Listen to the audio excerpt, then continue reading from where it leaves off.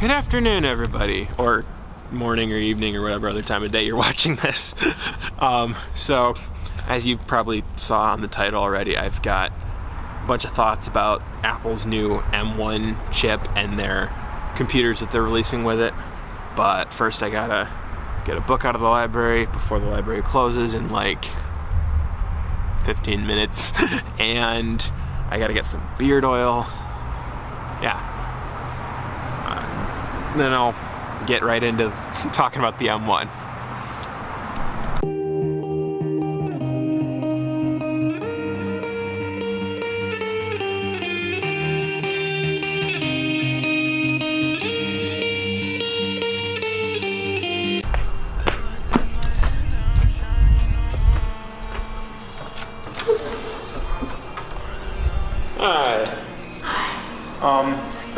Hi. I'm here to pick up a book I put a hold on earlier today.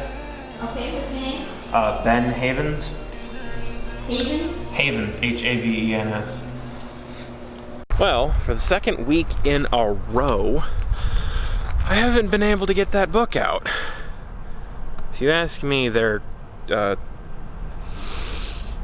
system is a little bit too complicated. Like, I get the need to be safe and all that, but I don't exactly understand how this works, and so I'm confused and disappointed that I can't get the book out, but whatever. Alright.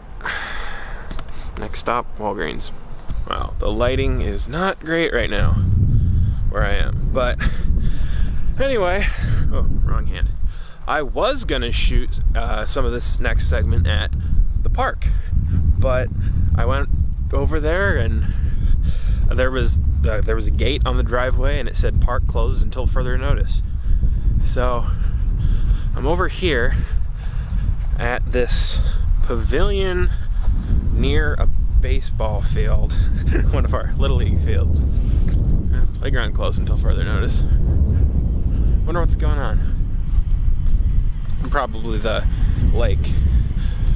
increased COVID restrictions because cases are spiking again, kind of thing.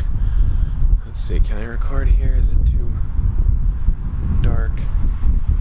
Too bright out there? What am I doing? What am I doing with my life, guys? Please tell me. I'm not sure. How about inside? How about I shoot it inside of the dugout? Haven't been in here in forever.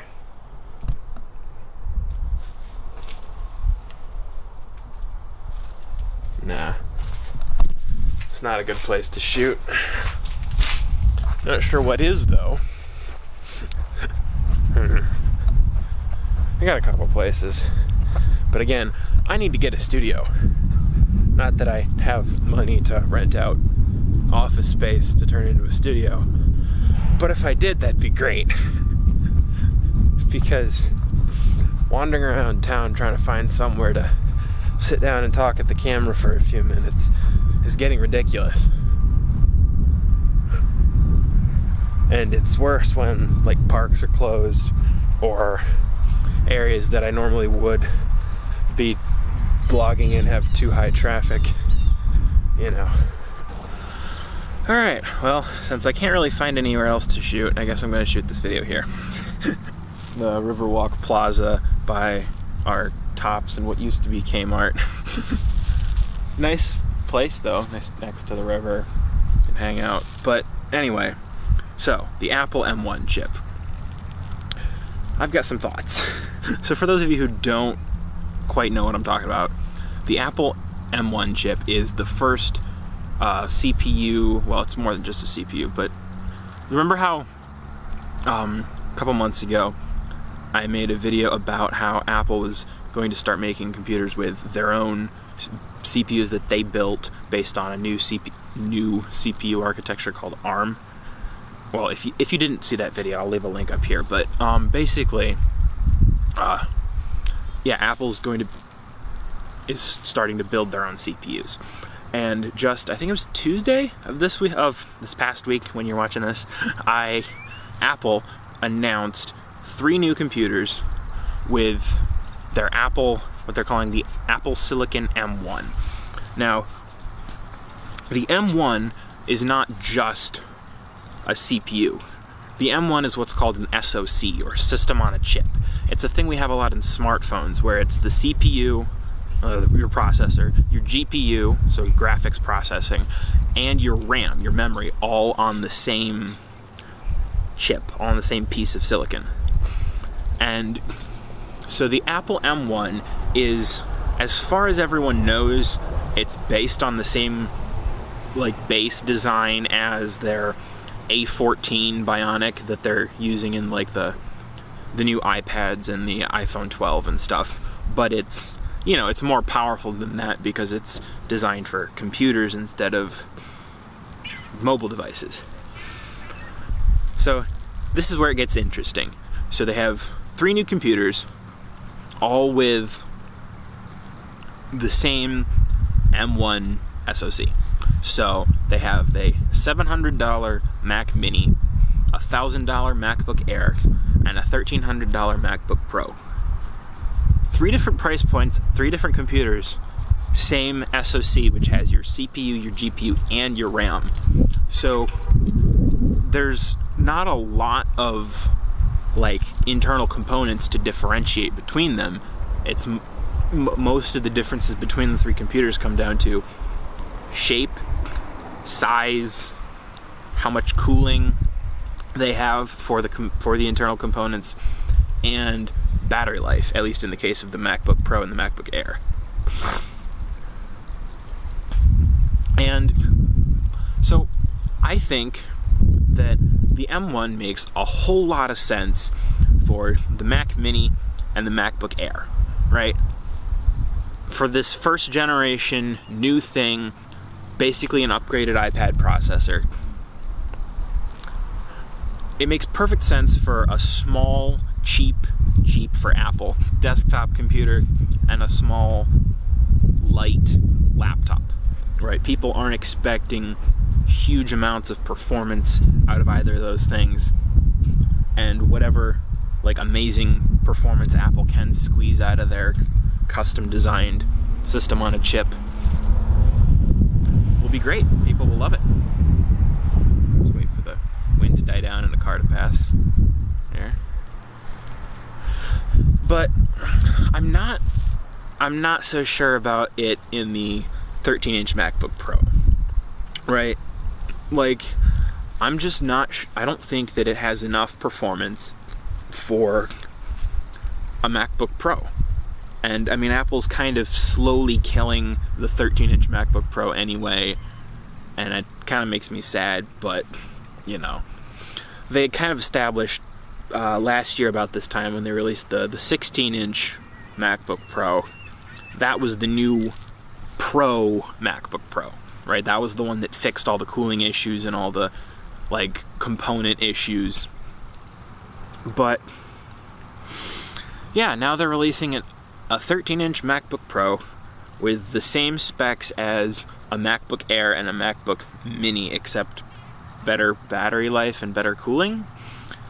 And I don't know. I think people who buy the 13-inch MacBook Pro with the M1 to do actual pro work will be disappointed, especially since the M1 does not support external GPUs, which is a thing that a lot of people with 13-inch MacBook Pros use to get professional video and photo and 3D rendering work done on their laptop.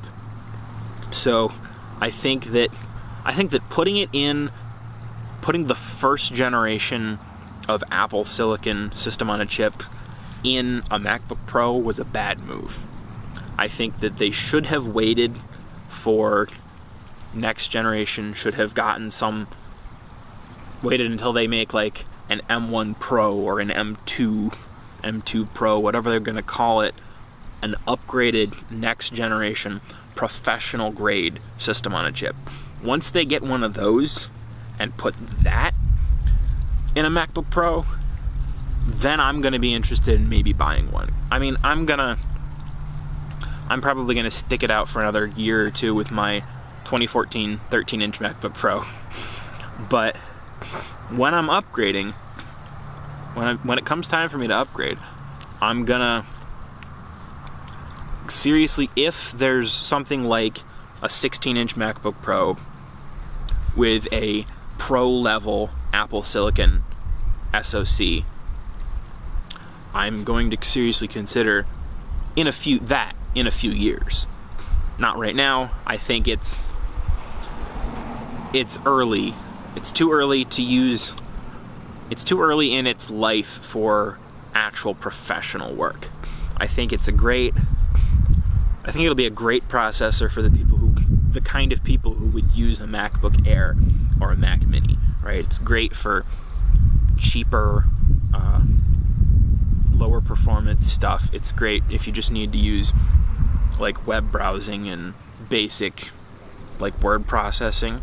But if you're trying to do like serious heavy multitasking or anything like photo or video editing or music production or audio editing, I don't think that the M1 is ready for that yet. But I am cautiously optimistic about the future and what Apple's going to do with this now that there is one out. I hope that, because Apple has been kind of on an upswing as far as listening to customer feedback, and I hope they continue that trend into this new era of building their own CPUs and GPUs for their computers, because I think there's a lot of potential here. I think that once Apple really gets their process down for these and like really differentiates them from the iPad and iPhone chips and makes them like actually capable of pro level performance, I think that's going to be when it gets really exciting.